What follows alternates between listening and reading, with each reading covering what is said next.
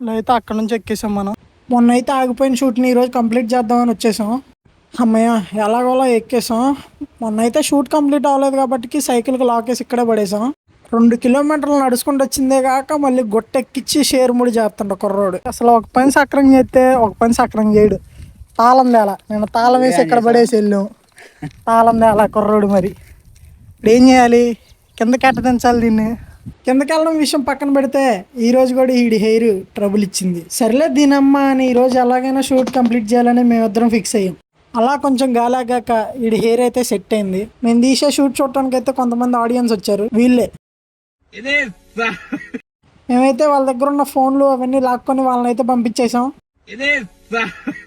వాళ్ళని అలా పంపించేసి మేము తిరిగి షూట్లోకి వచ్చేసాం. షూట్ అయితే కంప్లీట్ అయిపోయింది. కానీ ఇప్పుడు కిందకి వెళ్ళడం టాస్క్. ఇంకా అలా ఇంటికి వెళ్తుంటే రోడ్ల మీద ఒక ఇద్దరు గొడవాడేసుకుంటున్నారు. కాసేపు వాళ్ళిద్దరిని అలా చూసా. రే తమ్ముడు కొట్టుకోమంటారు, రే ఆగంటారు రే. ఇంకా గొడవ అయితే అలా డ్రా అయ్యాక ఏం చేయాలో తెలియక మా అమ్మని కాసేపు ఇసుకిచ్చా.